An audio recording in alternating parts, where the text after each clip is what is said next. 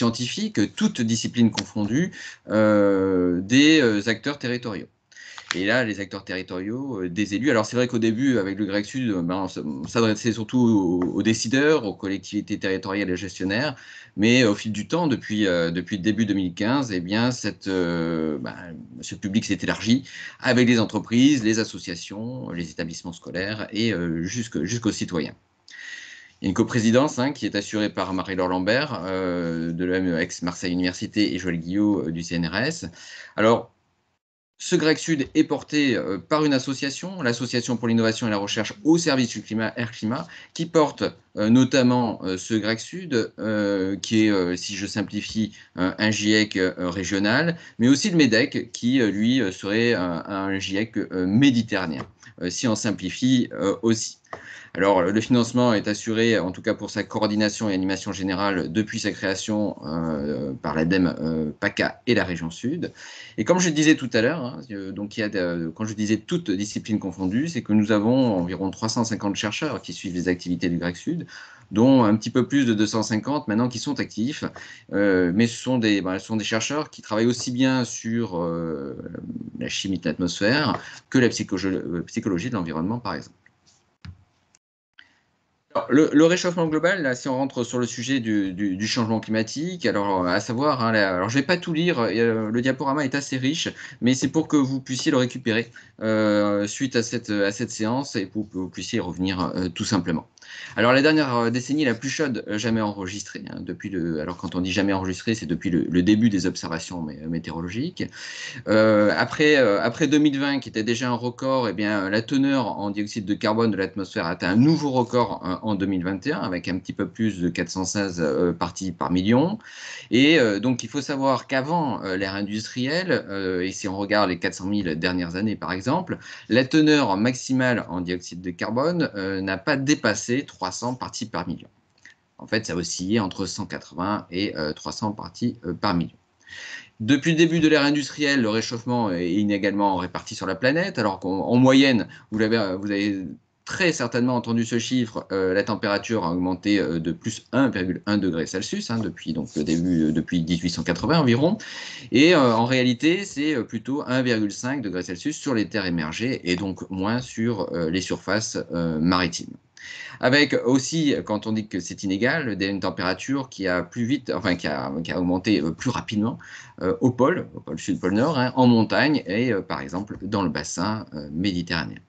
Donc, il faut savoir qu'il y a un équilibre qui aujourd'hui qui est rompu. Il y a plus de carbone est émis dans l'atmosphère que stocké et séquestré dans les écosystèmes naturels, que ce soit les océans ou les forêts, par exemple. Il faut savoir aussi qu'il y a une certaine inertie des gaz à effet de serre dans l'atmosphère, donc avec le méthane, par exemple, qui a une durée de vie assez courte, environ 10 ans, mais le dioxyde de carbone qui peut aller jusqu'à 100 ans. Avec des boucles rétroactives positives, avec, vous l'avez entendu aussi, par exemple, ces sols gelés, le pergélisol en Sibérie ou au nord du Canada, qui renferment du méthane. Et donc, quand ce sol gelé fond, eh bien, quand il y a cette fonte, eh bien, libération de méthane dans l'atmosphère, sachant que le méthane a un pouvoir réchauffant bien supérieur au dioxyde de carbone. Voici l'illustration par une courbe de cette augmentation de la température depuis 1880, avec, vous voyez en bleu, une variabilité interannuelle, donc avec des années chaudes, des années froides, etc. Et on a une accélération de cette hausse de la température depuis les années 80. Alors là, je vais vous parler d'un petit peu des messages du GIEC, et notamment avec ces deux derniers rapports. Donc les changements, alors il y a eu une succession de rapports du GIEC, mais il y en a un qui est sorti en août dernier et un qui est sorti en février dernier. Donc les changements liés au système climatique sont sans précédent depuis des milliers, voire des millions d'années, avec des concentrations de dioxyde de carbone, on vient d'en parler, qui sont très élevées, avec une augmentation, une élévation rapide du niveau de la mer, avec une banquise qui est à son plus bas niveau, et des glaciers qui reculent, que ce soit au pôle, mais aussi bien sûr en montagne. Alors là aussi, hein, vous pourrez prendre le temps de lire, hein, mais quelques messages importants du dernier rapport du GIEC. Donc la réalité du changement climatique dépasse les prévisions du GIEC, donc on ne peut pas accuser ou reprocher aux scientifiques d'exagérer, parce que la réalité s'avère pire que les projections climatiques au fil du temps. Et donc le changement climatique est une menace à la fois pour le bien-être de l'humanité et la santé de la planète. Bon, aujourd'hui, sans équivoque, hein, les activités humaines sont à l'origine du changement climatique. Et donc, sans réduction, c'est ça qui est important aussi à savoir, sans réduction rapide et à grande échelle des émissions de gaz à effet de serre, il sera impossible de limiter le réchauffement climatique à 1,5 degré Celsius. Vous savez hein, qu'à la COP 21 à Paris, l'objectif était de ne pas dépasser 2 degrés Celsius au cours du 21e siècle et, si possible, 1,5 degré Celsius. Et il faut savoir aussi que si on y arrive, hein, si on arrive à réduire drastiquement ces émissions de gaz à effet de serre, eh bien, ces réductions pourraient se faire sentir d'ici une vingtaine d'années, à condition d'être suffisamment radicales. J'en profite hein, pour rappeler le volet réglementaire en France. Alors, c'est moins 40% d'émissions de gaz à effet de serre d'ici 2030 par rapport à 1990. Si on s'aligne sur les objectifs européens, ce sera moins 55% et neutralité carbone en 2050. Donc, moins 40 ou moins 55% d'ici 2030, c'est demain, c'est d'ici 8 ans. Donc, il faut agir. Il faut agir de manière massive de l'échelle locale jusqu'à l'échelle globale. À savoir aussi que certains changements du système climatique sont irréversibles, donc comme la hausse de la température des océans, la fonte de la calotte glaciaire du Groenland, par exemple, alors que d'autres pourraient être ralentis. Alors ça veut dire quand certains changements sont irréversibles, hein, comme l'élévation du niveau des océans, eh bien ça veut dire que même si on tend vers ce 1,5 degré Celsius, ce plus 1,5 degré Celsius, eh bien l'élévation du niveau des océans va progresser et se poursuivre au 21e siècle, au 22e siècle, etc. Si, bien sûr, cette température reste au-delà de ces 1,5, 2 degrés, bon, etc. Mais j'insiste sur le fait, même 1,5 degré Celsius, hein, voilà, c'est vraiment l'objectif optimiste, eh bien, on aurait cette élévation au niveau de la mer, même au 21e siècle, au 22e, pardon. Alors, les événements extrêmes deviennent et deviendront plus fréquents, plus intenses, avec des vagues de chaleur et des précipitations extrêmes qui seront donc des épisodes qui seront plus fréquents, plus intenses, comme je le disais, une sécheresse qui va aussi augmenter dans certaines régions, des conditions favorables pour le déclenchement des feux, et pour l'océan, hein, c'est l'élévation de la température de l'eau de mer, c'est son acidification, et puis une perte d'oxygène aussi, donc avec des impacts sur les écosystèmes marins. Alors, à savoir aussi, et ça fait partie du dernier message ou des derniers messages du GIEC, hein, il y a cette figure qui insiste hein, sur les interactions, en fait, à la fois entre les sociétés humaines, le changement climatique et les écosystèmes, qui inclut bien sûr la biodiversité. Alors, je ne vais pas tout expliquer, mais si vous voulez, les sociétés humaines ont bien des impacts sur les écosystèmes en dégradant les écosystèmes, par exemple, et en même temps ont des stratégies, des programmes de conservation et de restauration des écosystèmes des milieux naturels. Et c'est vrai que ces écosystèmes rendent des services écosystémiques aux sociétés, des services gratuits en fait. Et donc plus ces écosystèmes s'ils sont en bonne santé, plus ces services sont de bonne qualité. Alors, un petit peu le déclenchement hein, de tout cela, c'est bien alors, il y a la dégradation des écosystèmes, mais en parallèle, il y a ces émissions de gaz à effet de serre qui provoquent ce changement climatique, ce renforcement de l'effet de serre, un renforcement de l'effet de serre qui est naturel hein, à l'origine, hein, mais renforcement. Et donc, avec cette société qui s'adapte et qui met en place des actions d'atténuation des émissions de gaz à effet de serre, et ce changement climatique a des impacts sur les sociétés humaines, bien sûr. Et puis le changement climatique qui a des impacts sur les écosystèmes comme les sociétés humaines, hein, donc qui a une double dégradation, on va dire, un double facteur. Mais ces écosystèmes à la fois s'adaptent dans certains cas au changement climatique et surtout quand aussi ces écosystèmes sont préservés en bonne santé, limitent les effets du changement climatique.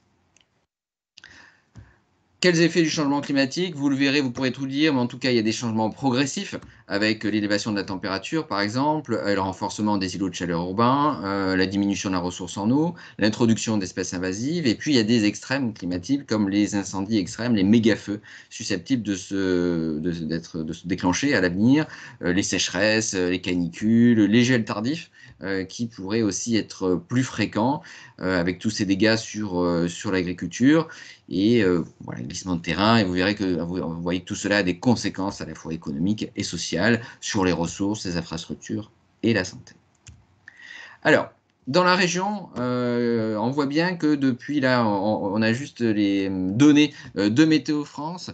Donc, Météo France a calculé une température moyenne sur la période 1961-1990, et ici illustre les anomalies par rapport à cette moyenne de 30 ans. Et on voit qu'il y a bien cette variabilité interannuelle, hein, en fonction des températures minimales et maximales dans la région. Donc, des années plutôt chaudes, des années plutôt froides, mais on voit que depuis les années 1985-86, hein, eh bien, ces anomalies sont systématiquement positives, à l'exception d'une pour les températures maximales, ce qui signifie que l'anomalie positive illustre un réchauffement, en fait, un réchauffement de la température. Dans la région, donc en plaine, on a plutôt une hausse depuis le début de l'ère industrielle de plus 1,7 degrés Celsius, enfin pas depuis le début de l'ère industrielle, pardon, depuis 1960, et donc ça veut dire davantage depuis le début de l'ère industrielle, et puis 2 degrés dans les préalpes et plus dans les Alpes, et notamment en haute altitude. Avec cet indicateur, hein, cette température qui augmente de 0,3 degrés Celsius environ par décennie. Alors dans la région, à l'avenir, eh bien, on aura toujours, alors là, c'est pas toujours, c'est notre période de référence qui est 1976-2005, et donc on voit la hausse de la température probable en fonction de scénarios socio-économiques, le pessimiste en violet, en orange l'intermédiaire, et puis cette ligne rouge qui est l'optimiste, et on voit ici, voilà, cette hausse de la température d'ici 2100, en fonction des scénarios, en tout cas pour les températures, le signal est net. Pour les précipitations, eh bien, il y a des incertitudes, et donc on resterait sur des cumuls annuels qui à peu près identiques à aujourd'hui, sauf pour ce scénario pessimiste où on tendrait vers une baisse. Mais cet indicateur annuel masque en fait des contrastes saisonniers, et on va y revenir. Donc, le Grec Sud publie des cahiers thématiques et puis des cahiers territoriaux qui font un point, qui font un état des connaissances scientifiques à l'échelle régionale et à l'échelle locale, à l'échelle territoriale. Alors, il y a d'autres activités, hein, donc participation à des colloques, à des manifestations, etc. Mais donc, il y a eu un cahier qui a été publié l'année dernière sur le territoire de la métropole Nice-Côte d'Azur face aux risques climatiques. Donc ce cahier est en libre accès, hein, sur le site du Grec Sud, vous pouvez le télécharger sans souci. Il a été commandé par les métropoles de Nice-Côte d'Azur, et là on voit un petit peu, par exemple, sur ces 60 dernières années, un petit peu comme tout à l'heure, hein, donc cette évolution de la température, ici la moyenne annuelle, en haut à gauche, et vous voyez que là aussi, depuis les années 1985, eh bien l'anomalie est systématiquement positive, donc on assiste bien à une hausse de la température, enfin, voilà, avec un signal qui est très net aussi. Ça s'illustre aussi par une augmentation du nombre de nuits tropicales, hein. Dans les années 60, on était autour d'une dizaine de nuits tropicales. Ça veut dire que la température ne descend pas en dessous de 20 degrés Celsius durant la nuit. On était donc autour de 10 dans les années 60, et on est plutôt à 7 fois plus désormais. Donc les nuits tropicales ont été multipliées par 7. Il y a aussi cette augmentation au niveau de nombre de jours avec température supérieure à 30 degrés Celsius. Donc là, c'est à Nice, hein, à chaque fois. Et là, on voit aussi que dans les années 60, ce nombre de jours était maigre. Et finalement, aujourd'hui, on est autour d'une dizaine, sachant qu'on est quand même au bord de la mer. Et puis le nombre de jours anormalement chaud, pareil. Donc anormalement chaud, c'est quand la température dépasse de 5 degrés Celsius la température normale. Et on voit une augmentation aussi très nette. Alors pour les précipitations, en bas à droite, on a le cumul annuel. On voit qu'il y a depuis 1960 un déficit de pluie, enfin en tout cas une baisse des précipitations. Et on voit qu'en fonction des saisons, en fait, du cumul hivernal, printanier, estival ou automnal, et puis on voit cette évolution avec une évolution qui est à la baisse, qui est plus nette au printemps et en été. Alors, les scénarios, les derniers scénarios du GIEC ici montrent les tendances à venir. Alors, tout à l'heure, vous avez vu cette hausse au niveau régional probable, mais c'était pas basé. Alors, c'est sur la RCP, donc c'est sur les anciens scénarios socio-économiques qui restent valables, hein, mais désormais, on a les nouveaux. Et on voit que le seuil de plus 1,5 degrés Celsius, dont je parlais tout à l'heure, va être atteint plus tôt que prévu et d'ici une dizaine d'années, nous devrions atteindre, quoi qu'il arrive, ce plus 1,5 degrés Celsius. Et que le 2 degrés Celsius, donc qui est le maximum, on va dire, souhaité suite bon, enfin le maximum à atteindre, hein, c'est souhaité, mais c'est vraiment très important de ne pas le dépasser pour éviter des dégâts. Alors, des dégâts irréversibles, des dégâts encore plus importants que ceux que nous vivons aujourd'hui et à venir d'ici 2050 et plus tard. Mais donc on voit que ce seuil de 2 degrés Celsius sera atteint vers 2050. Et puis on voit ces scénarios, hein, vous voyez toujours donc avec des très basses émissions de gaz à effet de serre, et puis on va donc de très basses à très hautes, et on voit les différences de température moyenne à l'échelle planétaire. Donc ça veut dire que nous, vous voyez qu'on est au-dessus déjà de la moyenne planétaire. Nous resterons au-dessus de la moyenne planétaire, et ça ne sera pas plus 5 degrés Celsius, hein, en cas de scénario pessimiste, ça sera plus 6, plus 7, et bien davantage en montagne. On le voit d'ailleurs dans le tableau juste en bas, par exemple à Isola 2000, en juillet. En cas de scénario pessimiste, on pourrait atteindre d'ici la fin du siècle plus 8 degrés, 7,9 degrés Celsius environ. Voilà. Enfin, c'est précis, mais on va dire plus 8 degrés Celsius environ. Alors, ici, pour illustrer aussi, vous verrez dans le cahier, il y a des cartes qui sont disponibles, hein, et qui montrent la hausse de la température en fonction de différents scénarios et échéances. Mais comment ça va se traduire finalement? Par des journées d'été supérieures à 35 degrés, si on est sur des cas de scénarios pessimistes à l'avenir, des vagues de chaleur et des jours anormalement chauds en hausse, comme donc on le constate déjà, des canicules plus fortes, des pics de chaleur qui pourraient dépasser, quand on est vraiment sur les records de température, des pics qui pourraient dépasser les 40 degrés Celsius, avec un été plus précoce et tardif, donc un été plus long. Avec tout cela, des risques sur la santé, des îlots de chaleur urbains renforcés, une pollution de l'air aussi susceptible d'être renforcée, des effets sur les ressources hydriques, bien sûr, conséquences économiques, il faudra produire plus d'énergie pour la climatisation, et avec tous les effets que cela peut engendrer derrière. Alors, important aussi pour la métropole Nice-Côte d'Azur, c'est l'élévation du niveau de la mer. Donc, en cas de scénario optimiste, il y aurait une élévation d'environ 40 cm d'ici la fin du siècle et 80 cm en cas de scénario pessimiste. Vous voyez, mais par contre, vous voyez que ces modèles tournent au-delà de 2100, hein, parce qu'il y a ces effets irréversibles dont je vous parlais tout à l'heure. Et vous voyez qu'en 2150, par exemple, on serait plutôt à plus 1,5 m d'élévation du niveau de la mer. Et on atteindrait, voilà, on serait un petit peu, on pourrait aller plus loin, hein. Donc ça pourrait dépasser 2 mètres, 3 mètres si on continue. Par contre, il est bien plus raisonnable, bien sûr, de suivre la trajectoire du scénario optimiste, même si la hausse continue. Donc ça veut dire que dans les politiques d'aménagement de la ville, il faut penser à ce qui va se passer ces 20-30 prochaines années, bien sûr, et d'ici la fin du siècle, mais aussi au-delà, parce que, eh bien, de toute façon, cette élévation au niveau de la mer va se poursuivre.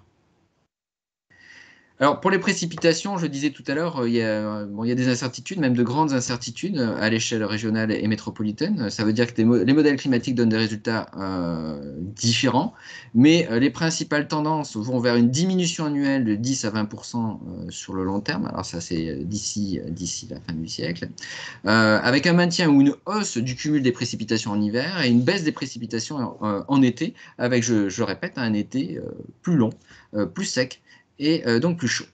Et puis, il y aura, si on associe ces tendances à la hausse des températures, on aura par exemple une augmentation des sécheresses estivales en durée et en intensité, et puis on aura une importante diminution du manteau neigeux en dessous de 1800 mètres d'altitude, et cela dès 2050 en fait. Alors, pour parler des cours d'eau, hein, vous voyez, il y a des modélisations, il y a des tendances qui sont dessinées. Dans la région, on aurait des débits moyens annuels qui pourraient baisser de 30%, mais on voit qu'au niveau de la métropole, on est plutôt que jusqu'à 10% de baisse à l'échelle métropolitaine et pas métropolitaine d'ici 2050. Donc, je vous ai dit, hein, donc c'est un régime des précipitations qui va évoluer et donc parmi, alors je ne vais pas tout décrire ici, mais si on a moins de précipitations neigeuses en hiver, ça veut dire qu'on aura des débits qui pourront être assez élevés en hiver et par contre on n'aura pas cette restitution de la fonte, enfin de restitution de l'eau hein, avec la fonte de la neige au printemps. Ou en tout cas ça se fera juste au début du printemps et on pourrait avoir des situations d'étiage, en tout cas des débits, débits relativement faibles dès le printemps et qui ces débits baisseraient avec le début de l'été et ensuite durant tout l'été qui serait prolongé par cette hausse de la température. Prolongé, enfin qui serait plus long en tout cas. Alors, au niveau des plus extrêmes, hein, augmentation, alors on a déjà constaté une augmentation des épisodes méditerranéens depuis une cinquantaine d'années. Alors il y a des études scientifiques hein, qui mettent en évidence que l'intensité des épisodes est en hausse d'environ 22% en zone méditerranéenne, qu'on assiste à un doublement de la fréquence des événements dépassant un seuil de 200 mm de pluie par jour, c'est-à-dire 200 litres par mètre carré. Les surfaces touchées sont également en hausse, mais cela tient aussi pas seulement à cette augmentation des intensités, mais ça tient à la vulnérabilité du territoire aussi, bien sûr, et à son aménagement, avec la probabilité de crue centenale qui a doublé en raison de l'augmentation de la température, et ces périodes de retour, en fait, hein, que ce soit centenale, décennale, etc., hein, eh bien, ces périodes de retour vont devoir être révisées parce qu'elles n'auront bientôt plus grand sens. Bon, tout à l'heure, il y a la tempête Alex hein, qui a été évoquée par Monsieur Roche. Hein, vous avez eu quand même 500 mm et plus, même plus en altitude, en 24 heures à Saint-Martin-de-Vésubie, avec le niveau de la Vésubie qui est passé en cours de journée hein, de 50 cm à plus de 8 mètres. Son niveau a monté avec une hausse brutale de 4 mètres en seulement 45 minutes. Alors pour finir, quelques pistes d'adaptation et d'atténuation. Je ne vais pas tout lire là non plus, et ça reste des pistes d'adaptation et d'atténuation assez générales, mais pourrez aller consulter le cahier pour avoir plus de détails. Donc oui, il faut maîtriser l'étalement urbain et périurbain pour stopper l'imperméabilisation des sols notamment et limiter le risque d'inondation. Il faut réaménager les zones sensibles du territoire, que ce soit les plages. Pour l'aéroport Nice-Côte d'Azur, c'est surtout sa partie sud-ouest. Pour éviter les phénomènes de submersion et conserver l'intégrité en fait, du territoire. Il faut favoriser la planification territoriale sur le long terme en se servant des outils réglementaires, des outils existants ou à venir, hein, que ce soit le SRADET, le plan climat, air, énergie territoriale par exemple, ou le plan local d'urbanisme. Il faut préserver la diversité et la richesse des écosystèmes terrestres et marins, parce qu'ils jouent un rôle.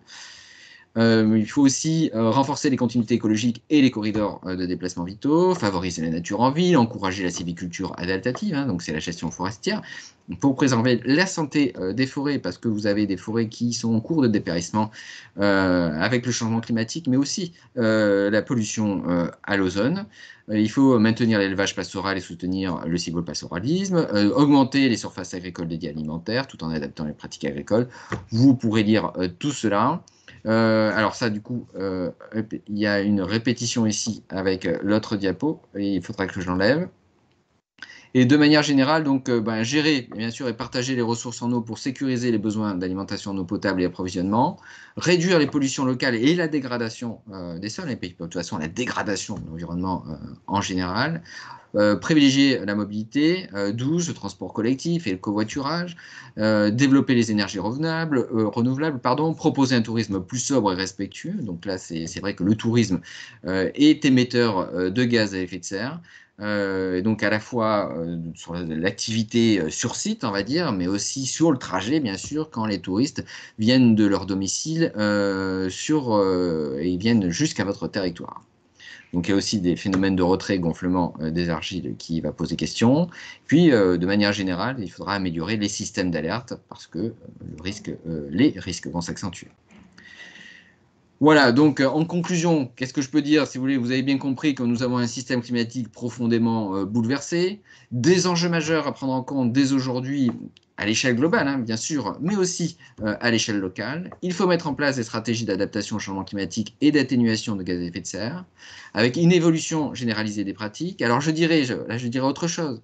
Attention, il y a des territoires comme le vôtre hein, qui font des efforts qui vont vers l'adaptation, qui vont vers l'atténuation, mais il ne faut pas s'en satisfaire. Aujourd'hui, même si on a l'impression que les efforts sont conséquents, ils sont très largement insuffisants pour en fait atteindre les objectifs que je vous ai décrits et notamment ne pas dépasser cette hausse de la température de 1,5 degré Celsius, sachant que chaque dixième de degré compte, notamment pour la biodiversité. Une nécessité aussi de décloisonner les communautés en renforçant le dialogue. Les transitions passent par la sensibilisation, la formation, bien sûr, et l'accompagnement des acteurs régionaux. Et donc cette mise en œuvre des solutions concerne tous les acteurs. Ne pas oublier donc de partager, de croiser les savoirs professionnels, de s'appuyer sur les connaissances scientifiques, et puis bien sûr à multiplier, alors quand je disais croisement des savoirs professionnels, c'est multiplier aussi les échanges d'expériences et valoriser l'exemplarité. Sachez qu'un territoire exemplaire va inspirer les autres territoires. On le voit dans les études en psychologie de l'environnement par exemple. Voilà, bon, il faut renforcer bien sûr la recherche et les connaissances scientifiques. Il faut que les acteurs territoriaux expriment aussi leurs besoins pour que les chercheurs, au moins de la communauté régionale, puissent essayer d'y répondre. Voilà, donc l'éco-bénéfice aussi, hein, donc on est sur cette convergence des problématiques et valorisation des co-bénéfices. Quand vous agissez sur le climat, ça a un effet sur la biodiversité, sur le volet social, sur la santé. La gouvernance aussi peut avoir un rôle. Et voilà, je vais terminer là-dessus et avec juste le contact. Merci de votre écoute. Merci beaucoup Philippe. Alors vraiment pour cette présentation. Alors je pense que Lionel essaye de reconnecter son micro. Je vais le laisser du coup me rappeler pour faire la même opération que tout à l'heure, puisqu'à priori ça ne marche toujours pas. Mais je voulais juste, avant de redonner la parole à Lionel et bien évidemment à l'ensemble des participants pour vos réactions, vos remarques et vos questions par rapport à la présentation de Philippe. Remercier encore le GREC-SUP et Philippe en particulier pour ces éléments certes alarmants, ou tout du moins qui nous resensibilise si cela était vraiment nécessaire à l'urgence de la mise en œuvre d'actions concrètes sur nos territoires par rapport à ces phénomènes, mais aussi pour ces éléments pour des éléments scientifiques, donc très factuels, qui nous semblent importants aujourd'hui à mettre en lumière, puisque le changement climatique, aujourd'hui, c'est une réalité. Et chez EA, bien évidemment, il est tout à fait important de le faire savoir et de le communiquer. Et c'est vrai que la conclusion de Philippe, les conclusions de Philippe sont tout à fait les nôtres dans l'esprit de sensibiliser, de former et de faire en sorte que la plupart des acteurs multidisciplinaires puissent travailler sur ces sujets, d'où justement le rapprochement de notre réseau avec le GREC-SUD, puisque bien évidemment, et tu l'as dit Philippe, le constat est réel sur les territoires et aujourd'hui, il faut agir et une des manières d'agir, c'est bien évidemment de faire en sorte que les acteurs territoriaux fassent le maximum de choses et soient le plus engagés dans la transition, mais c'est également de faire savoir que des éco-entreprises, donc des entreprises de l'environnement, sur tous les sujets que tu as abordés, hein, que ce soit l'eau, la biodiversité, l'aménagement durable, la gestion des ressources. Ben, il y a quantité d'entreprises qui ont des solutions pratiques, efficaces, innovantes ou moins innovantes, mais en tout cas opérationnelles, et qu'il est tout à fait important de faire connaître ces entreprises aux donneurs d'ordre, publics ou privés, pour que les actions puissent se mettre en œuvre très rapidement, et il est possible que cela soit ainsi. Donc voilà, ceci étant dit, alors je vais peut-être dire à Lionel de me rappeler pour lui donner la parole. Je suis désolée, c'est un peu... Voilà. Et... Tu m'entends, Valérie? Oui. Oui, donc je remercie effectivement M. Philippe Rossello pour la clarté de ses propos. Du fait, on le sait, on le répète, mais nous n'avons plus qu'une minute à perdre. Ce que je pense intéressant avec la variété des acteurs qui participent à ce webinaire aujourd'hui, c'est comment on se met en marche. On est déjà en marche, on déploie des solutions, mais vous l'avez précisé, il y a peut-être un problème de rencontre d'offres et de demandes. C'est-à-dire que les acteurs de les solutions doivent bien connaître les besoins de ceux qui ont les problèmes à traiter, et sans doute au premier chef des collectivités territoriales. Et c'est peut-être là qu'on a des efforts à faire pour que chacun des deux côtés, qui ne devrait faire plus qu'une seule communauté pour tenter de régler tous les problèmes qui sont devant nous, compte tenu de leur importance et de leur complexité, comment mieux travailler ensemble. J'invite chacun à se poser des questions. Et pour moi, c'est vraiment un des défis prioritaires. On sait ce qu'on va faire. Et l'enjeu, c'est comment le faire pour que ça se traduise par des impacts positifs le plus rapidement possible sur le territoire.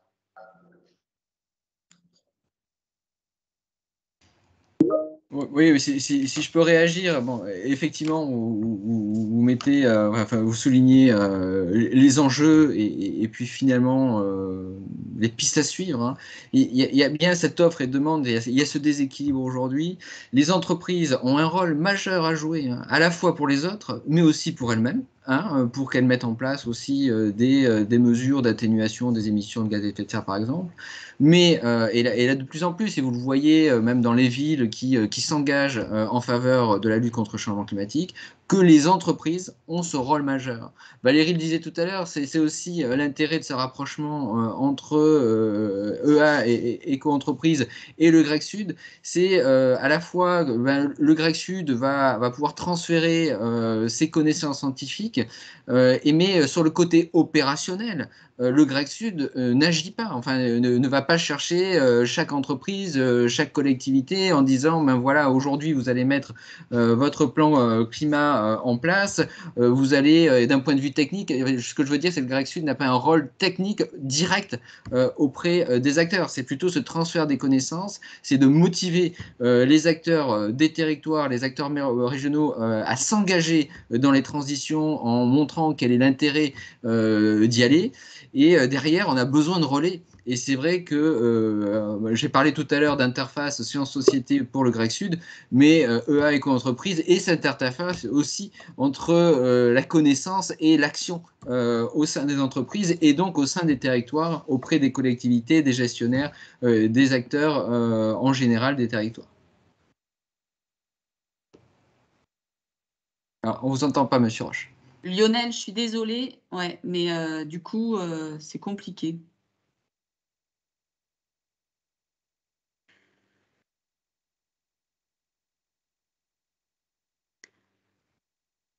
Alors,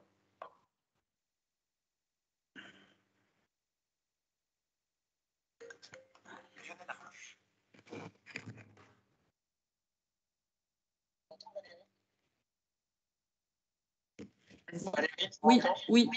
Oui. Alors, nous avons une question de l'agence de l'eau sur le plan stratégique en bord de mer des sites plus importants. Plutôt que des protéger le fresco, même pas seulement.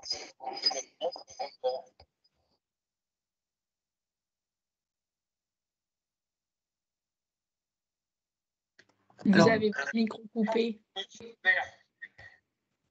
Oui, bon, on va y arriver. Il s'agit du recul stratégique, non, c'est ça? c'est un peu laborieux.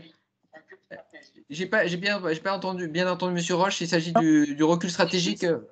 Oui, je ne sais pas si Philippe, tu vois le commentaire. Oui, ben, enfin, je vais peut-être prendre un petit peu les commentaires les uns après les autres.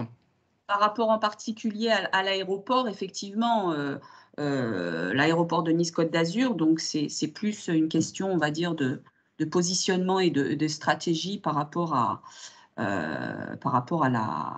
risque sur l'aéroport. Du coup, alors sur l'aéroport, mais la semaine dernière, ça tombe bien, hein, enfin en tout cas ça tombe bien cette question, il y avait aussi une rencontre sur l'avenir finalement de la station d'épuration qui est au nord-est de l'aéroport. Donc finalement, cette station d'épuration, demain, avec l'élévation du niveau de la mer, avec la succession, enfin la plus grande intensité et la plus grande fréquence des tempêtes, est-ce que le risque était menacé avec, bon, bien sûr, les inondations, etc. Donc, d'ici 2050, le site semble préservé. Donc ça, c'est des questions essentielles et ça confirme, en tout cas, moi, c'est le message que j'ai transmis en fonction des éléments que j'avais et ça renforce eh bien, finalement l'étude qui a été menée, les conclusions de l'étude qui a été menée pour montrer que ce site, effectivement, d'ici 20 ou 30 ans, ne devrait pas être menacé. Par contre, c'est vrai que le secteur de Cagnes, le sud-ouest de l'aéroport, là, il y a des menaces parce que en cas à la fois d'épisodes méditerranéens, donc avec des pluies intenses, avec des débits importants au niveau du Var, avec aussi une dépression, donc quand vous avez une dépression atmosphérique qui est très creuse, vous avez le niveau de la mer qui monte. Ce niveau de la mer va venir se confronter à ce débit du Var qui va être important. Il y aura aussi, donc si vous voulez, il y a des vagues, il y a des vagues déferlantes. Donc on peut être sur des combinaisons de facteurs sur ce site Haliotis, en fait, par exemple, et sur le site Haliotis de la station d'épuration, sur l'aéroport, sur le littoral de Cagnes-sur-Mer, avec des risques qui pourraient devenir majeurs au fil des décennies en cas de scénario pessimiste, mais aussi en cas de scénario intermédiaire et sur des situations exceptionnelles si on est même sur des scénarios optimistes. Donc oui, il faut être vigilant. Alors c'est vrai que nous, quand on a fait le cahier pour Nice-Côte d'Azur, eh bien les gestionnaires, enfin l'équipe en tout cas de Nice-Côte d'Azur de la métropole parlait d'un rehaussement en fait de l'aéroport pour éviter les submersions à l'avenir. Donc pour l'instant, c'est vrai que dans les échanges que j'ai eus avec Nice-Côte d'Azur, il n'y a pas tellement de réflexion sur le recul stratégique, mais plutôt sur la préservation de l'existant. Alors, dans un premier temps, c'est une option. Mais au fil des décennies, et comme je le disais tout à l'heure, si on se projette au-delà de 2100, on va vers 2150, qui n'est pas si loin, dans une logique d'aménagement d'une ville comme Nice, oui, il faut penser au recul stratégique.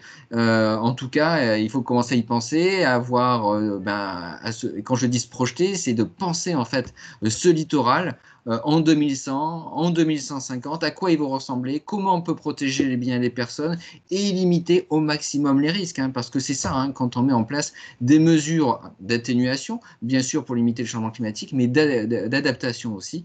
Donc oui, pour le recul stratégique, je pense que c'est extrêmement important.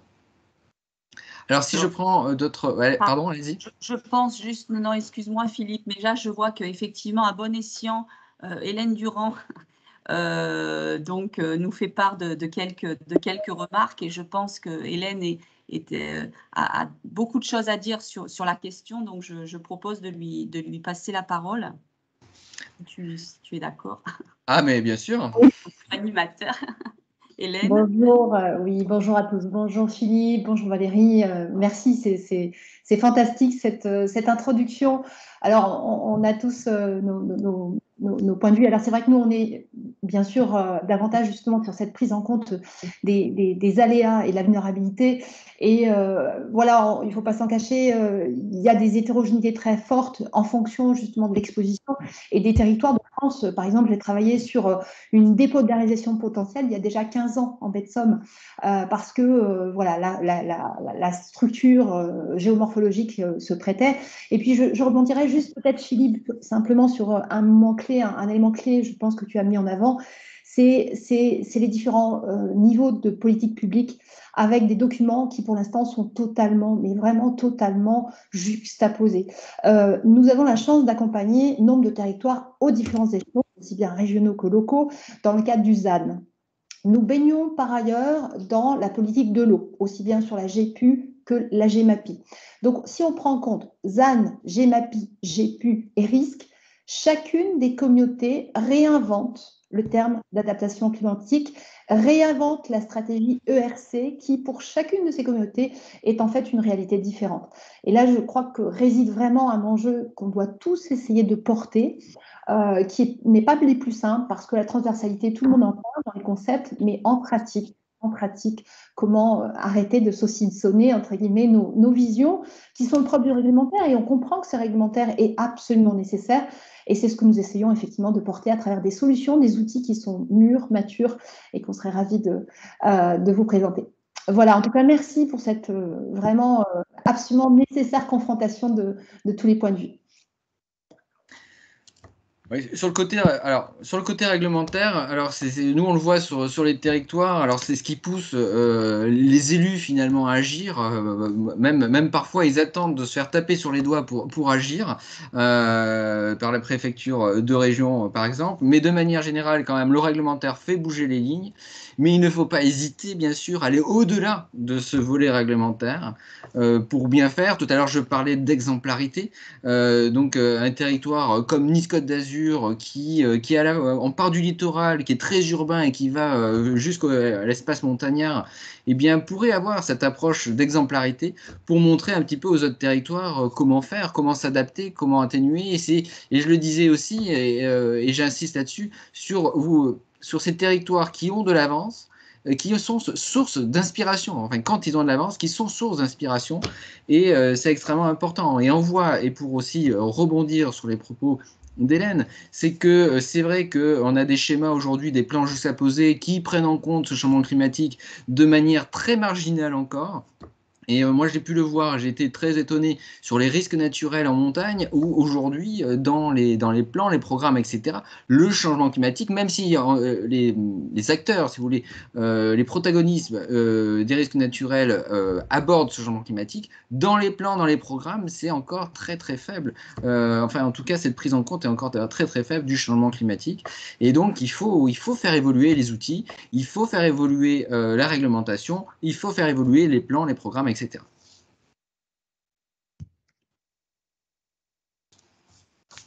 Et j'ai envie de compléter, bien évidemment, ta remarque, Philippe, en disant que ces plans, ces programmes et toutes ces études qui sont pensées et qui sont souvent, je dirais, in utero dans les services, doivent être aussi, de notre point de vue, comment dire, à minima concertés avec, donc bien évidemment, les institutions scientifiques et les universitaires, mais également les acteurs économiques, pour éviter que justement il puisse y avoir des contrats d'objectifs, il puisse y avoir des programmations qui, à un moment donné, dans leurs objectifs de réalisation, soient complètement déconnectés avec la réalité et les possibilités des territoires. Et j'en prends pour exemple parfois, et on l'a vu dans notre région, des plans de déploiement de photovoltaïque qui étaient pensés dans un premier temps de manière tout à fait ambitieuse, mais qui n'étaient pas adaptés aux caractéristiques et aux potentialités des opérateurs du photovoltaïque en question, parce que les territoires, voilà, certains freins n'avaient pas été suffisamment anticipés en amont. Et donc, on se retrouvait avec des objectifs. On peut se retrouver avec des objectifs qui ne peuvent pas être atteints tout simplement parce que, et les acteurs économiques ont au moins cet avantage-là, c'est qu'ils savent ce qu'ils peuvent faire, les conditions dans lesquelles ils peuvent le faire. Et donc, peut-être essayer aussi, ils ont aussi matière à travailler avec les institutionnels pour pouvoir jauger des potentialités de mise en œuvre. Et c'est aussi un élément important, me semble-t-il. Il y a personne qui lève la main. Juste un mot peut-être sur les transports, parce qu'il y a une remarque sur les transports. Alors oui, hein, le transport est à repenser, hein, alors que ce soit au niveau, enfin à l'échelle de la métropole, mais aussi sur d'autres territoires. C'est d'autant plus vrai à l'échelle de votre... Enfin, alors, à la fois la métropole Nice-Côte d'Azur, mais c'est finalement toute la Côte d'Azur, hein, de Théoul en fait, jusqu'à Monaco, avec cet usage... incroyable de la voiture, hein, de la voiture individuelle, avec tous les bouchons que vous connaissez, etc. Mais aujourd'hui, la voiture, même si on parle de voiture électrique, etc., la voiture est source de pollution, source d'émissions de gaz à effet de serre. Et puis même si demain on est avec des voitures électriques, quand on parle aussi d'adaptation, on parle bien-être, on parle qualité de vie. Et il faut se poser la question, hein, finalement, est-ce que la voiture individuelle, de prendre chaque jour sa voiture individuelle, se retrouver dans des bouchons, est-ce que ça fait partie, est-ce que c'est bon pour la qualité de vie, est-ce que au-delà aussi de la voiture électrique qui ne polluait pas sur site, il faut la fabriquer, il faut la produire cette voiture-là. Si cette voiture n'est pas produite à partir, enfin grâce à de l'énergie renouvelable, eh bien on est toujours dans ce cycle infernal et avec des émissions de gaz à effet de serre. Et puis, pensez au bien-être, pensez au meilleur aménagement possible sur un territoire comme le vôtre. Oui, je le dis comme la participante, la question du transport est primordiale. On m'entend là, comme ça, Valérie?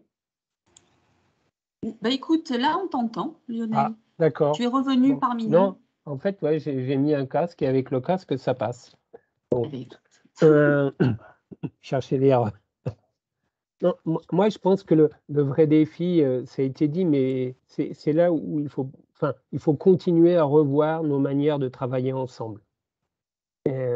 Pour moi, c'est ça le sujet. Il y a plein de compétences et d'expertise, mais on n'arrive pas à les transformer dans une dynamique d'action qui soit à la hauteur de celle à laquelle on est confronté. Parce qu'effectivement, comme ça a été précisé, il y a plein de réglementaires, et je suis avocat, donc j'en sais quelque chose, mais le réglementaire est souvent perçu comme un frein. Par exemple, on peut le voir dans la commande publique. Ça prend du temps pour un territoire d'acheter des prestations. C'est aussi très exigeant dans la composition des offres. Et le changement climatique pose aussi des problèmes d'appropriation de ces territoires à intégrer dans les cahiers des charges pour lancer des appels d'offres. Donc on voit qu'à tous les étages, on a des enjeux à régler sur la coopération du secteur, pour être caricatural, mais du secteur public et du secteur privé. Parce que si on ne se met pas autour de la table pour comprendre comment on peut dialoguer ensemble, et évidemment après respecter toutes les règles de la commande publique, on sera toujours en décalage. Et puis ça a été dit sur les enjeux, sur la mobilité. Bon, avec ce que nous connaissons depuis 15 jours, et pour suivre ça de manière très précise, puisqu'on intervient également sur les énergies renouvelables, je pense que la politique énergétique de l'UE va très fortement évoluer. Et que, parce que de toute façon, si elle n'évolue pas, tous les problèmes auxquels on est confronté depuis 15 jours ne vont que s'aggraver. Et la présidente de l'UE, elle a dit, on a des solutions à condition de travailler ensemble et d'aller très, très, très vite. Donc, je pense que ça va aussi se traduire, enfin, depuis 8 jours, il y a des communications de la Commission sur la révision d'un certain nombre de directives, et ça va se traduire par un toilettage au niveau réglementaire. Et on va avoir du frottement entre le développement du renouvelable, de nouvelles infrastructures énergétiques et puis le réglementaire de l'environnement. C'est évident. Et il faudra qu'on arrive à résoudre ces frottements parce que nous n'avons pas le choix. Comme pour moi, enfin, l'enjeu énergétique s'inscrit dans la transition écologique et on voit bien que ce qui nous arrive depuis 15 jours nous projette à très grande vitesse, qui est finalement la même vitesse que l'on doit trouver pour répondre aux enjeux du changement climatique. Donc on n'a pas le choix. Même si ça va être parfois déchirant sur des solutions à apporter, et notamment le frottement protection de l'environnement et infrastructures énergétiques, mais on aura de nouveaux arbitrages à trouver. Merci Lionel. Alors, on va peut-être donc dans l'ordre repasser la parole à Hélène qui a levé la main. Oui, merci Valérie. Oui, pour rebondir sur donc la remarque de Monsieur Roche et les précédentes, c'est que finalement, on est à l'heure où la gouvernance est le point clé. La gouvernance en termes de transversalité et de mécano-territorial, c'est-à-dire entre les échelons, la déclinaison des politiques publiques locales par rapport à des objectifs régionaux. Alors, on accompagne, il se trouve, en ce moment, votre région, la région PACA, sur une AMO de conception d'une donnée d'occupation du sol. Et ça m'amène à mettre au cœur finalement deux questions. C'est quid de deux ressources essentielles qui sont le foncier et l'eau à l'aune du changement climatique. Parce que derrière le foncier, on pose la question finalement de l'emprise humaine en termes, bien sûr, d'occupation sur des axes de mobilité, mais également tout ce qu'on amène en termes de modification des cycles naturels. Et donc, je pense que c'est ce fil conducteur qui doit nous amener à des politiques plus transversales. Et je prendrai un exemple, tout simplement, qui est celui de la désimpère. Alors, il y a beaucoup de personnes autour de la table, je pense, qui connaissent combien il y a des politiques ambitieuses. Là, on est face à un sujet qui n'est pas encore complètement encadré sur le plan réglementaire, sur lequel il y a des initiatives en termes d'innovation qui peuvent être portées, notamment avec des financements de l'Agence de l'eau. Et là, ça permet justement concrètement de ne pas opposer une vision, par exemple, d'un aménageur qui, lui, on le comprend, va en général minimiser les coûts de fonctionnement et donc ne va pas forcément penser la renaturation, même si finalement les bénéfices en termes de gestion des eaux pluviales, de cycle naturel, de rafraîchissement sont là. Et donc, il y a des initiatives, en tout cas dans certaines régions, auxquelles nous contribuons d'ailleurs, sur des dispositifs innovants qui vont chercher à rapprocher ces politiques foncières, le zéro artificialisation nette, qui dans son esprit est intéressant, mais peut amener à densifier au détriment de la prise en compte des chemins de l'eau. Donc, on voit comment ces politiques sont difficiles à harmoniser, mais il faut se saisir des dispositifs d'innovation qui existent au sein d'EA, au sein d'autres pôles de compétitivité pour avancer ensemble sur ces questions-là. En complément, je dirais que vous avez raison et on l'a très clairement vu dans les manifestations que nous avons organisées sur le développement du photovoltaïque, et notamment la dualité du développement du photovoltaïque par rapport à des ressources foncières et qui peuvent avoir une destination agricole. On voit là aussi que ça frotte et que le traitement de ces problématiques doit évoluer. Le problème du foncier, c'est que d'un point de vue juridique, c'est un droit très ancien et puis il concerne une pluralité d'acteurs, donc c'est très difficile de le faire évoluer. Et encore une fois, on n'a pas trop le choix. Alors, peut-être donc dans l'ordre, donc je vois que Christophe Roy de Farea donc a également souhaité intervenir. Christophe. Oui, bonjour tout le monde. Rapidement, nous, Farea, on est dans le concret. Je ne veux pas être péjoratif. On a créé le premier bateau autonome en eau et en électricité, démontable et transportable en container 40 pieds pour équiper le monde entier de cet outil de protection de la nature associé à un scaphandre basse pression pour permettre à nos clients de faire du repiquage de posidonie, d'arrachage de taxifolia, etc. etc. Deux questions à Maître Roche. S'agissant du repiquage de posidonie, normalement, nous récupérons les taxes carbone. Nous n'avons pas connaissance du cheminement de cette récupération. J'aimerais beaucoup par mail, pour ne pas encombrer le webinaire. Et puis la deuxième question, c'est moins valable pour PACA. Nos FAREA s'installent aussi bien à terre qu'en mer, sans obligation de bétonner le sol, sans obligation de viabiliser le terrain. Nous avons un système unique au monde de filtration-désinfection de l'eau avec le contrôle de qualité de la société Tronico Vigicel qui contrôle la qualité de l'eau en métropole depuis 20 ans. Nous pourrions aménager tous les cordons lagunaires de l'Occitanie et nous pourrions aussi retirer ces farets pilotis à l'automne. Voilà. Et ça, pour le coup, je ne pourrais pas le faire seul, je ne peux le faire qu'avec une entité comme EA-Eco Entreprise ou qui serait en contact directement avec les présidents. Voilà. Et un dernier élément, s'il vous plaît, très important.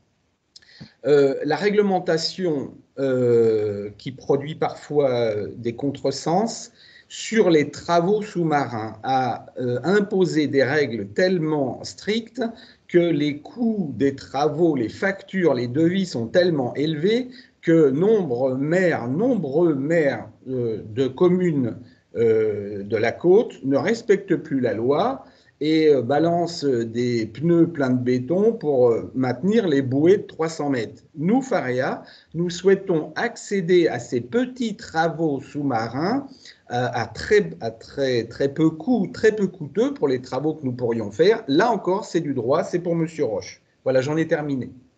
Merci. Sur les aménagements pour les cordons lagunaires, où vous précisez que vous avez la solution, mais qu'il faut faire le lien avec le territoire, on réfléchit avec, et je pense que c'est quelque chose qu'il faut développer avec Valérie, ce qu'on appelle le mécanisme des enchères inversées. C'est-à-dire que, et ça rejoint aussi ce que disait Philippe, les territoires ont des problèmes, mais ils ne savent pas nécessairement qui est porteur de la solution.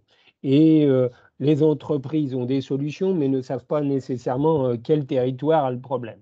Eh ben, dans le code de la commande publique le prévoit que les territoires peuvent pitcher, on dirait ça, comme des startups, pour présenter leurs problèmes devant des entreprises. D'accord ? C'est ce qu'on appelle, alors c'est pas le bon terme enchère inversée, mais au lieu d'attendre le cahier des charges et l'appel d'offres, on peut organiser ça dans une journée où les acteurs du territoire viennent présenter leurs problèmes et dans la salle, il y a les entreprises et on peut instaurer ce dialogue pour que les uns et les autres puissent s'enrichir. Et c'est important parce que le détail, les problèmes sont dans les détails. Ça permet aussi aux collectivités d'avoir des cahiers des charges de meilleure qualité. Parce que là, on est face à des problèmes nouveaux et c'est compliqué parfois pour elles, quand elles n'ont pas la maîtrise complète de ces questions, de rédiger des cahiers des charges pertinents qui permettent aux opérateurs économiques de répondre. Donc je pense qu'il faut favoriser, mais à grande échelle, là, peut-être en différents endroits en région Provence-Alpes-Côte d'Azur, ce mécanisme d'enchère inversée. J'étais la semaine dernière à Marseille et justement, je discutais avec une des responsables du pôle mer. Eh bien, eux, ils sont confrontés à des espèces envahissantes sur le territoire. Ils doivent les enlever, les traiter, et ils n'ont pas la solution sur le traitement, par exemple. Ils peuvent se retrouver. Donc, je pense qu'il y a une partie de la solution qui est par là. Et j'ai appris lors de cette manifestation, vendredi, que l'herbier de Posidonie était un puits à carbone. Alors, j'ai compris que ça coûtait cher à replanter. Enfin, j'ai quand même entendu ça, on a dit, il faut apprécier. Est-ce que c'est la... Alors, non, mais je dis ça un peu de manière polémique. Ça coûte cher à replanter. Alors, est-ce que c'est par là qu'il faut aller? Et je peux chercher la réponse sur comment on peut récupérer la taxe carbone. Je ne veux pas faire une discussion. Oui. Et nous, FAREA a vocation à créer le premier tourisme durable actif par des missions exaltantes sous-marines avec un scaphandre basse pression pour permettre aux touristes d'avoir un vrai plaisir dans le rôle de soin que l'on peut porter à l'écosystème. Donc nous, on ne va pas demander des subventions. Je ne parle pas de subventions. On fait payer nos clients pour vivre une expérience Ouais. Mais nous avons besoin de récupérer les taxes carbone pour modéliser le financement, vous voyez, pour anticiper. Ouais, ouais. Bon, on va échanger par mail sur ce point. La posidonie qui coûte cher à replanter, d'où l'intérêt de ne pas la dégrader. Ah non, mais ça c'est sûr. Ça c'est comme l'énergie, hein. C'est la bonne énergie, c'est celle qu'on ne consomme pas. Ça aurait un certain coût à planter et surtout ça pousse, ça met très longtemps à pousser d'après ce que j'ai compris. Mais bon, il n'y a pas la pause dynamique, il faudra en trouver une autre. Merci. Juste pour compléter ce que vient de dire Lionel sur l'initiative sur laquelle nous sommes en train de travailler chez EA, ce qu'on appelle donc les enchères inversées.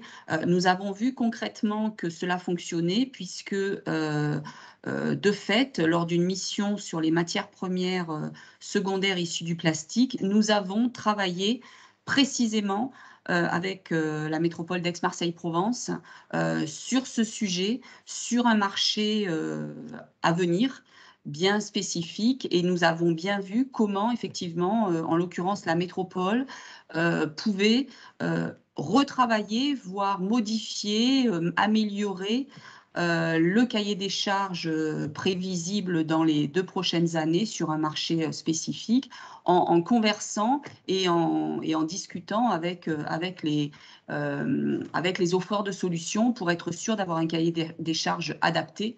Et donc cet exercice-là que nous avons fait de manière tout à fait ponctuelle, nous souhaitons justement le proposer à plus grande échelle. C'est pour ça que nous y travaillons. Et le dupliquer, tout à fait. Nous avons vu tout l'intérêt que ça pouvait avoir. Oui. Alors, dans l'ordre, je vois qu'Elisabeth Vidal également avait souhaité intervenir. Donc, Elisabeth, bonjour, et je te passe la parole. Oui, bonjour, je suis Elisabeth Vidal, je suis directrice de l'Institut Carnot Eau et Environnement. J'avais une question pour Lionel. En fait, on est tous d'accord que, en fait, il faudrait pouvoir aborder les sujets de façon transversale pour, en fait, se concentrer sur les enjeux propres de chacun des territoires et arriver justement à se saisir de ces enjeux tout en répondant au contexte réglementaire qui s'impose. Mais en fait, la question que je me posais, c'est que même l'État, en fait, se fait ce constat et en fait a créé plusieurs dispositifs, outils pour justement aider à se saisir de ces objets de façon transversale. Et, notamment, je pense au contrat territorial de reliance et de transition écologique, je pense au plan territorial de gestion sur l'eau. Et en fait, je me demande dans quelle mesure en fait ça marche et dans quelle mesure on ne pourrait pas s'appuyer dessus, dans la mesure où ça repose sur des projets de territoire pour justement ensuite essayer et expérimenter des outils innovants et qui permettent de se saisir des objets de façon transversale. Qu'est-ce qu'il en est aujourd'hui? Est-ce que ce sont des outils qui sont utilisés et qui pourraient être utiles?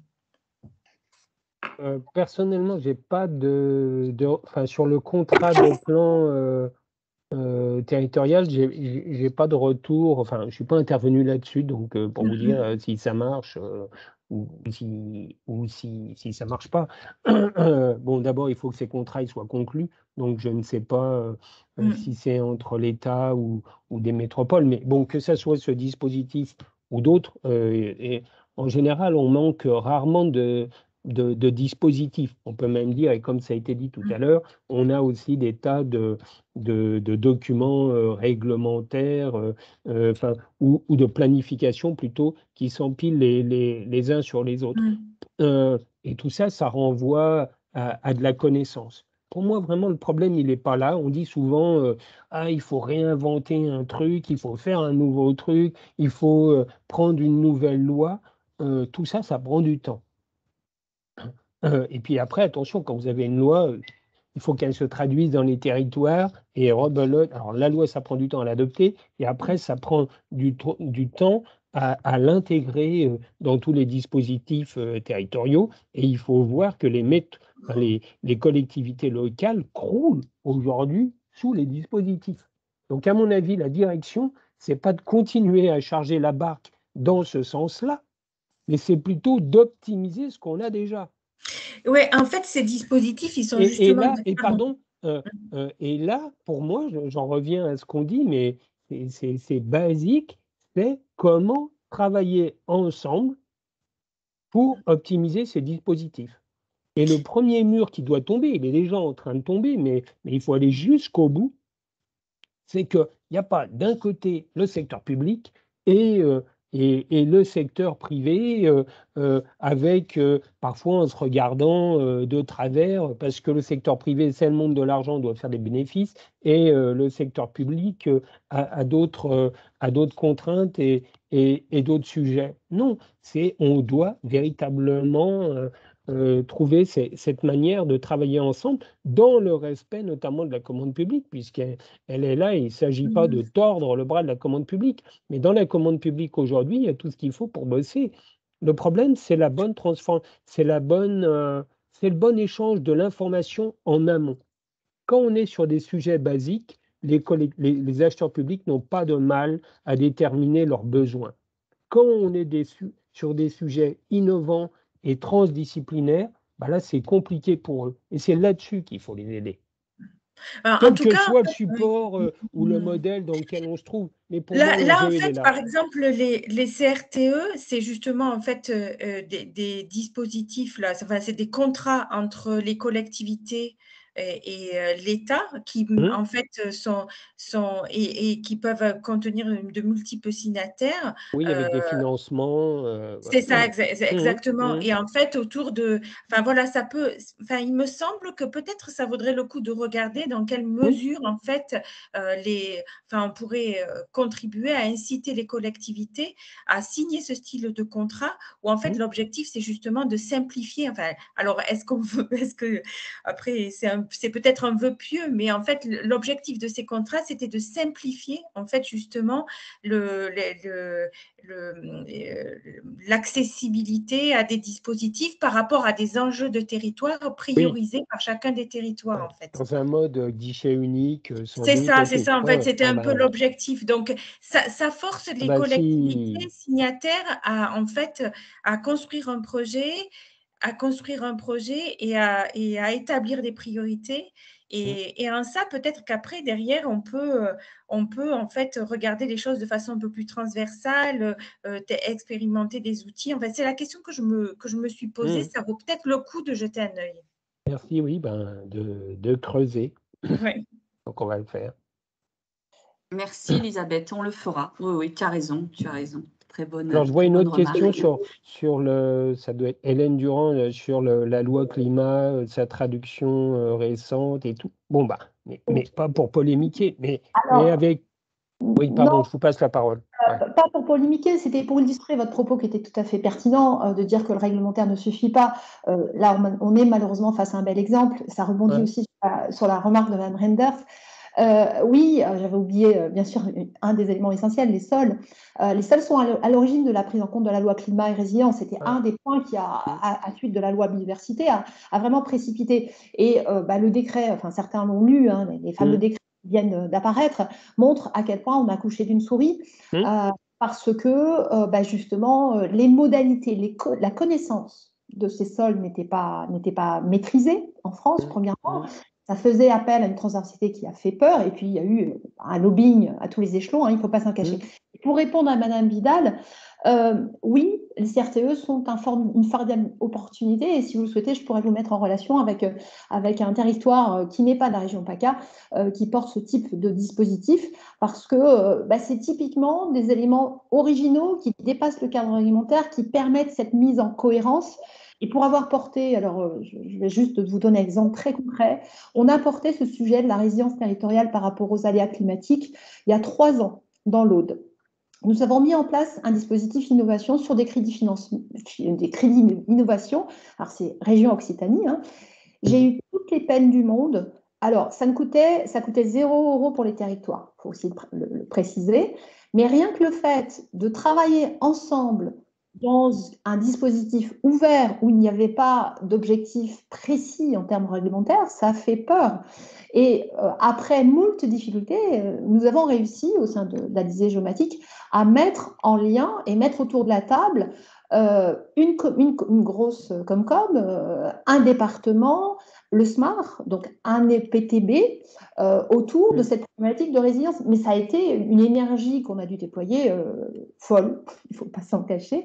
Mais je pense que là, les choses changent, ne serait-ce que malheureusement par des observations que Philippe a bien rappelé.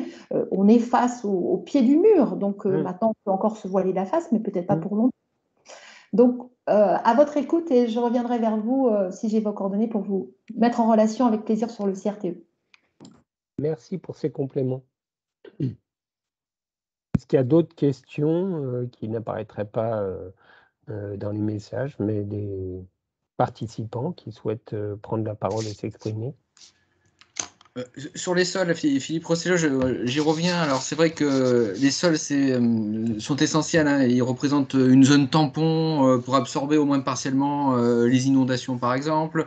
Les sols stockent du carbone. La végétation qui est à la surface de ce sol séquestre du carbone. La biodiversité des sols est à préserver pour éviter leur appauvrissement, hein, tout simplement. Et quand on a un sol riche, on peut assurer une agriculture aussi de qualité. Voilà quelques exemples qui illustre de cette importance des sols et de leur préservation. Et quand on parle de zéro artificialisation d'ici 2050, bien sûr, la question est centrale également. Et je peux vous dire que ça a fait déjà l'objet d'intenses lobbying dans le cadre de la loi, mais on va continuer, hein. On a vu qu'il y avait un calendrier qui était en place pour traduire ces objectifs et qui est ambitieux pour le coup, hein, dans les documents réglementaires, SCOT, PLUI et PLU. Mais je vous prends mon pari qu'après les élections, on aura un décalage de ce calendrier. Parce que les territoires, d'un côté, vont nous dire que c'est trop difficile à absorber dans le délai qui leur a été imposé. Et puis, il y a il y a des prises de position du monde de l'immobilier qui trouvent que c'est trop contraignant en l'état. Et en disant, on n'a pas, d'un côté, c'est très contraignant, de l'autre côté, on n'arrive pas assez à sortir de logement. Et enfin, on nous dit que le coût des logements n'arrête pas de monter et d'une certaine manière, la ZAN organise la rareté. Donc là aussi, il y a une solution à trouver à cette équation. Oui, alors effectivement, il y a d'autres décrets à sortir, mais il y a des décrets déjà importants qui sont sortis, notamment la territorialisation des objectifs dans le cadre de SRADET est sortie, la définition d'articulation est sortie. Et évidemment, je suis tout à fait d'accord avec vous. De toute façon, on n'est qu'à une première loi qui est tout à fait imparfaite. Exactement.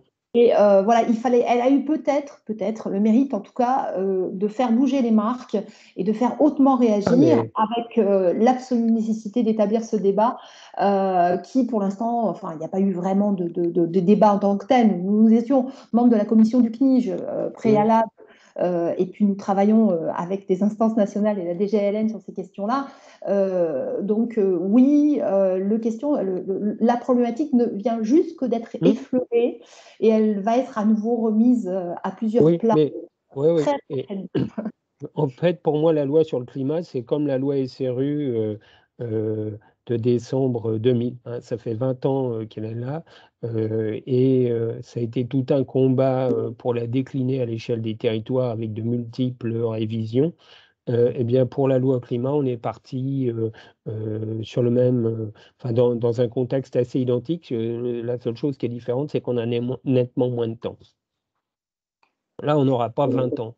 Mais à part ça, oui, et les lois de la planification se sont révolutionnées. Ah, mais oui.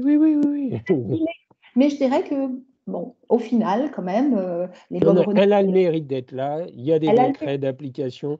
Ça bouscule les pratiques. Donc, on finira bien par avancer.